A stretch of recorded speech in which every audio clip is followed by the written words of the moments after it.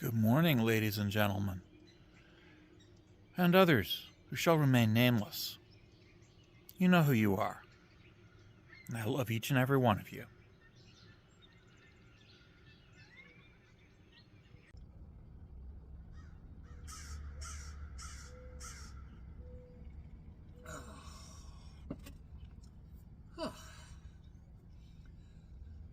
Whew. So it's a rather dreary and overcast day, but I am going to get out and go for a bit of a walk, because that is also something that needs to be done today, is getting out and getting a little exercise. See you outside.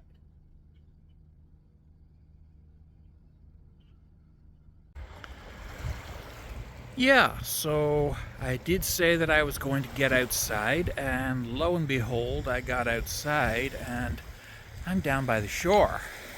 And this is a truly beautiful place that I do enjoy.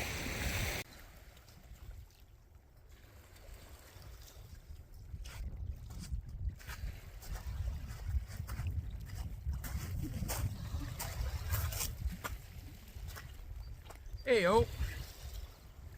Ta-da! One of the things I love about this town is the marina. And I especially love walking past it on my way to go downtown. It's a nice place to walk, and there's this beautiful, beautiful trail that runs, pardon me, all the way down the old railway bed. Yeah, it's very nice. One thing I'm noticing, though, is that this town is very car-centric, and our public transit system is terrible. I mean, it's grossly underfunded, hopelessly inefficient, falling apart, and yeah, kind of unreliable, which is by design, because a lot of people in city council don't like having public transit. They don't like it at all.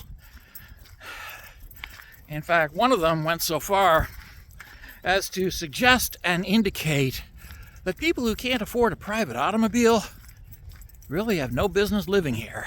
Yeah. Seriously. Private automobiles are expensive, and they cause a lot of problems, and they require a lot of infrastructure to maintain.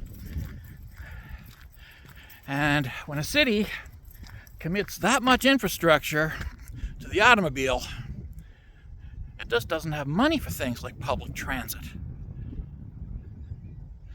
That's a problem.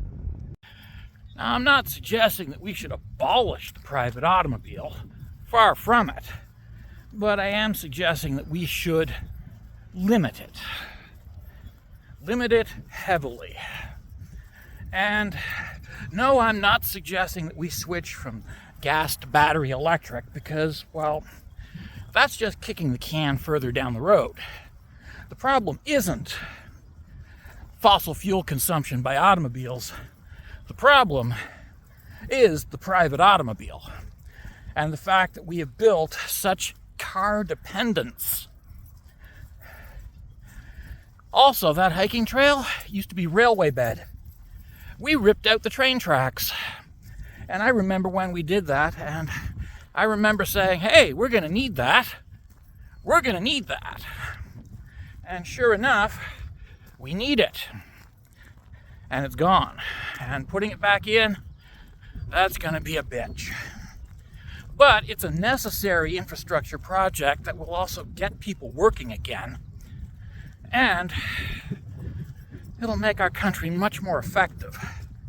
Trains, not private automobiles, trains, not 18-wheelers bombing down the highway, trains are vastly more effective. And I know right-wingers love to point out that a single diesel locomotive produces more pollution than a single 18-wheeler. But forgets to mention that that single diesel locomotive is doing the work of 300 or 400 18-wheelers. 300 or 400 big rigs. Yeah. And it's doing so with less environmental degradation and with less danger to the civilian population. And that is something that we need to remember. Trains are much safer than big trucks.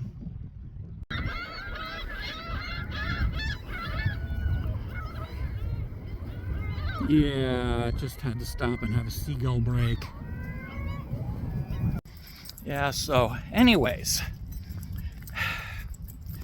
we have destroyed our cities in order to make them more car friendly.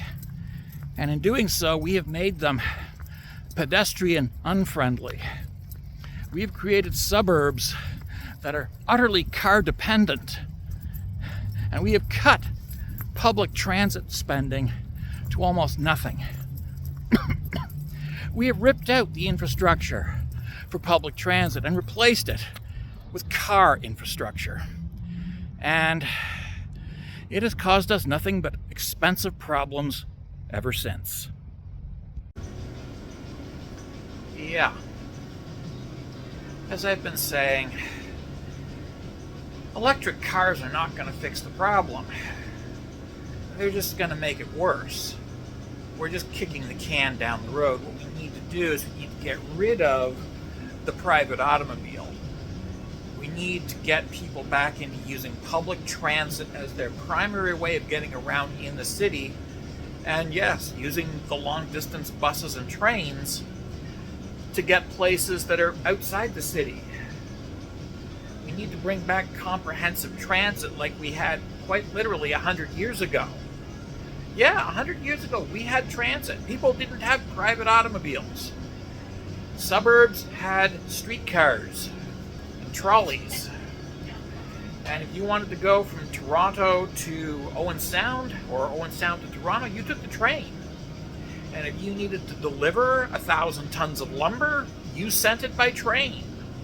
Everything got moved by trains and buses and trolleys. And the streets were safer. The streets were safer, the streets were nicer. And we didn't have those obscene, abhorrent houses, the pig-nosed houses that have the enormous garage out front that really does tell you this house is for cars, not people. Yeah. You've all seen the pig-nosed houses. They're fucking hideous.